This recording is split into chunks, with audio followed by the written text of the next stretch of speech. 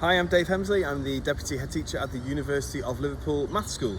We went to Ironbridge to see what sort of innovation we could get some inspiration for some mathematics and some physics questions.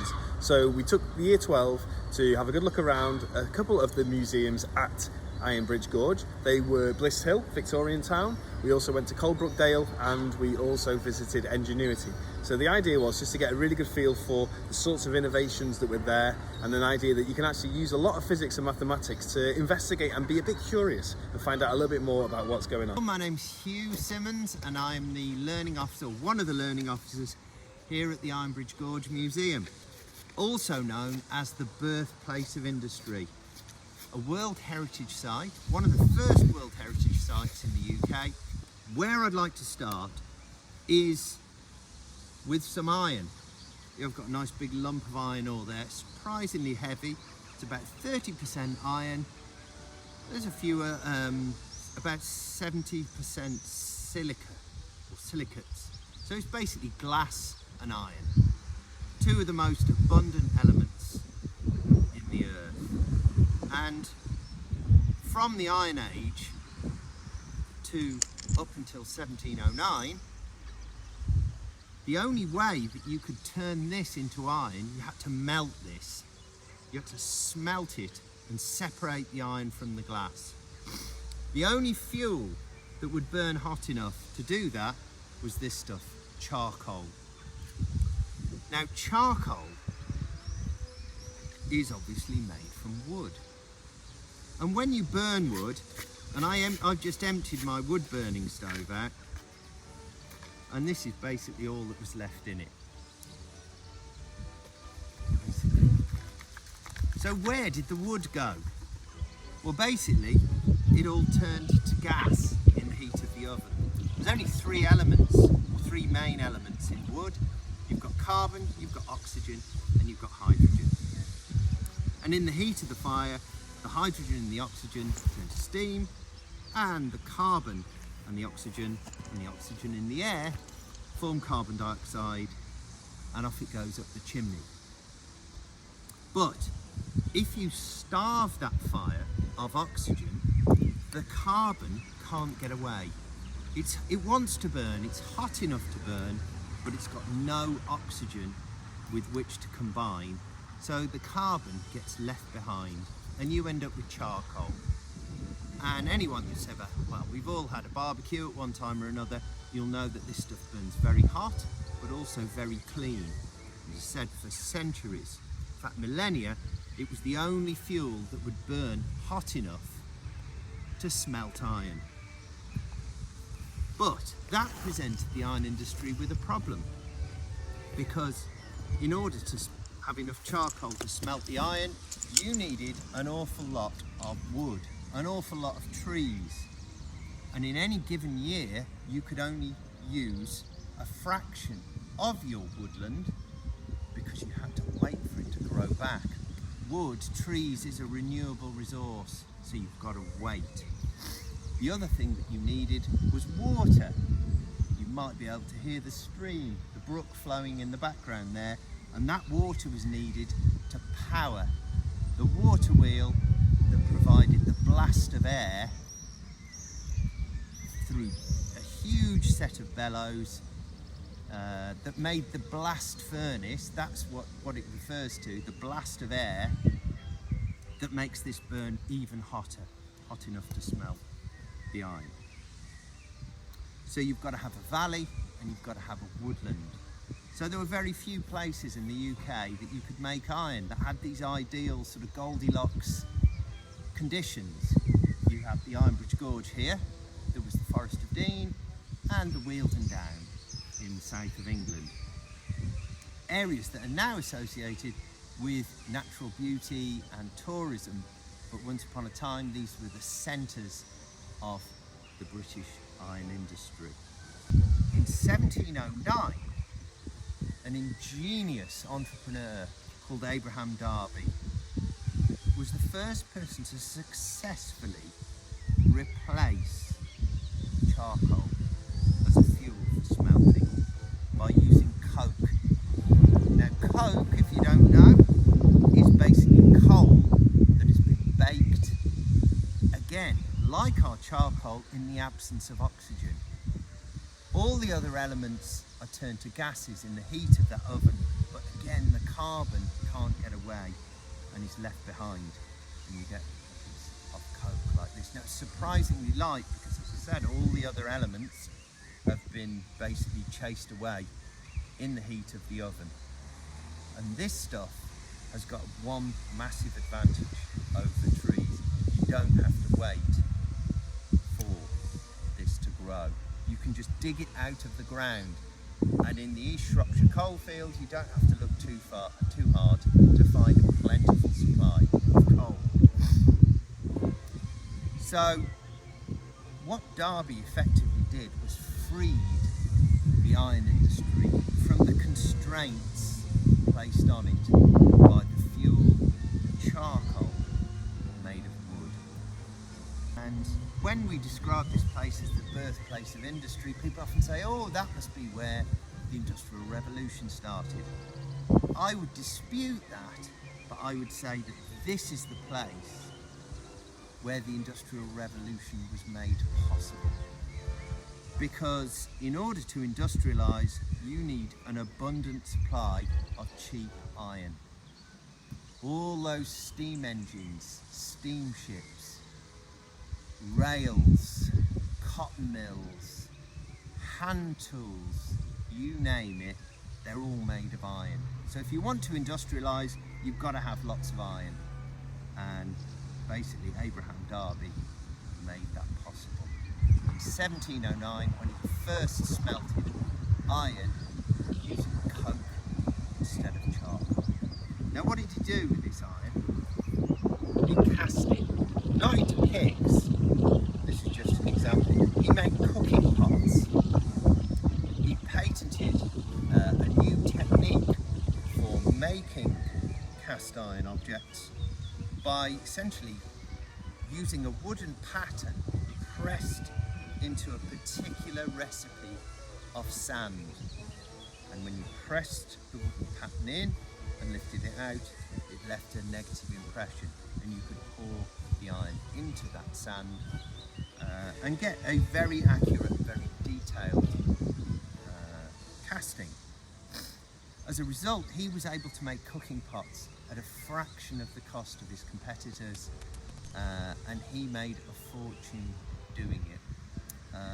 And that then set up almost like a dynasty of iron founders, which for the next several generations ran a very successful business here in Coalbrookdale.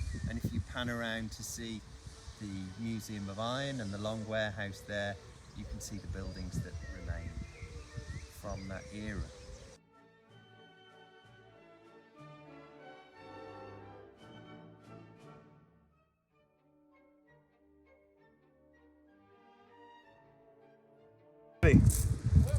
Three, two, one, go.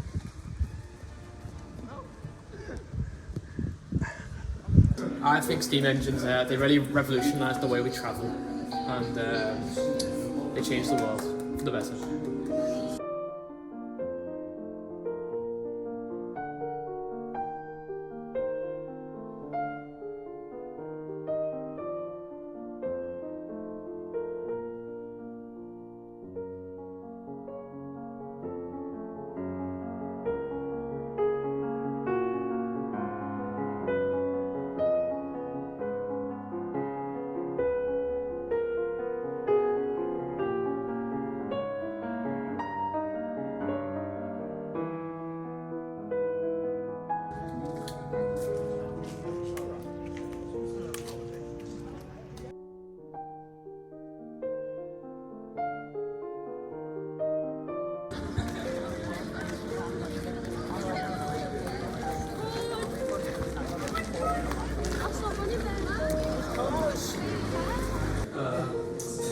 A deer-hound hall table made in 1855. It is a cast iron table, showpiece for Paris International Exhibition. Designed by John Bell. This here is a postbox. Not any postbox, but an iron postbox. Now, I hear you asking, what does that mean? And it means it's made out of iron. is it? I don't know, I guess. Correct. Oh, it is Ironbridge.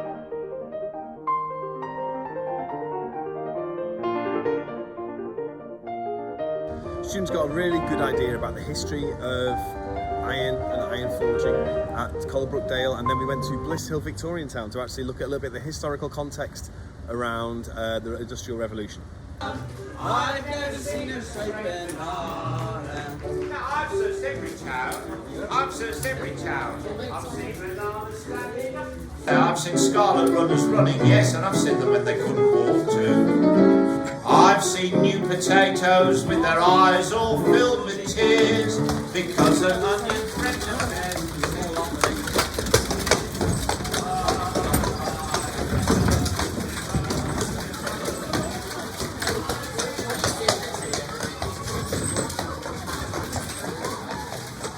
Way to make a complicated shape outline is to make one of these out of wood and then make a mould. It's quite an elaborate process. But even so, there's no other way to economically do it.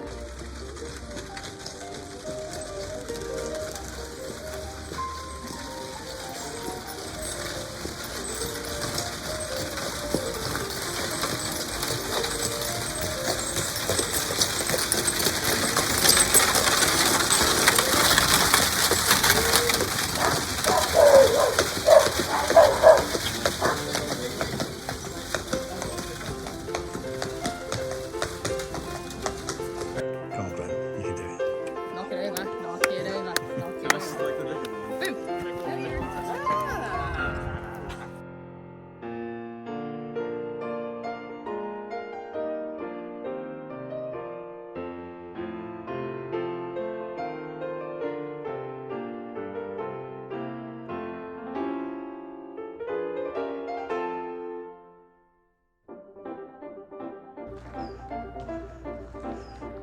Velocity plating, it had absorbed all the energy.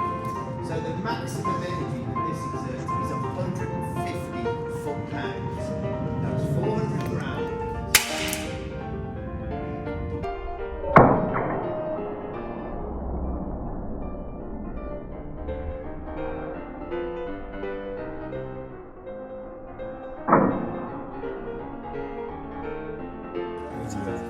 I think because the hammer's hitting it on a fixed point. That's it. That's it now. Off you go, go on, pull. Right.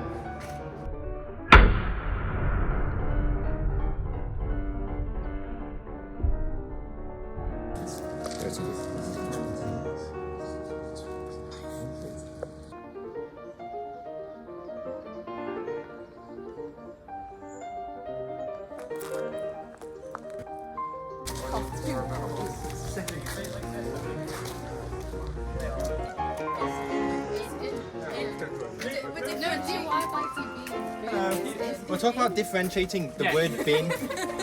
Good, keep going. No, sure.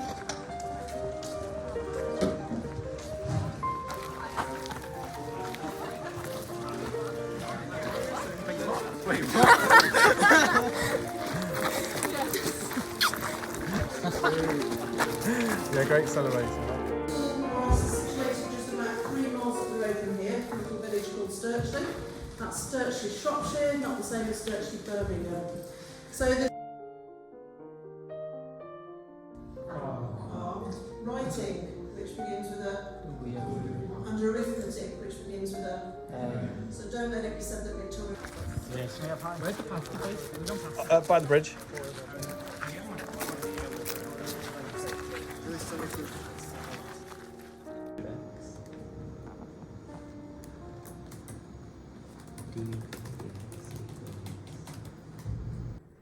Well, if you flipped that upside down and imagined extending it on, you've kind of got that shape going on.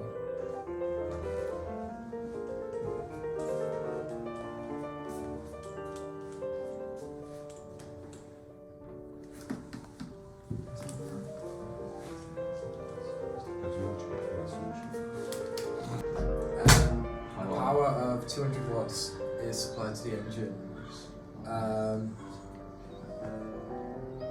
Is this enough power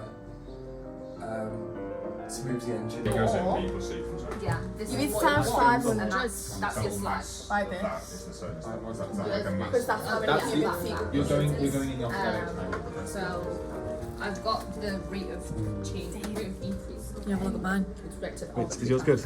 I mean, it's okay. Show me yours. Okay. How much energy would it take to make the temperature of iron with coal from a certain temperature? So specifically, temperature of iron? 1964.21. But I said find A in terms of T. Right. So solve this. Yeah. Okay. And then substitute that in there.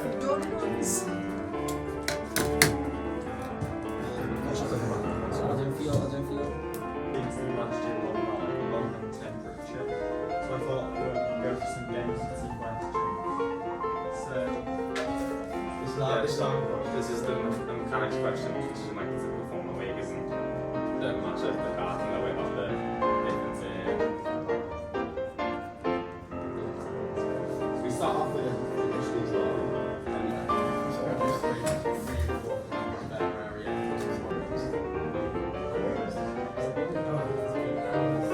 First question. So we'll be looking forward to passing on our questions to Ironbridge, so they'll be able to use those with other school visits in the future.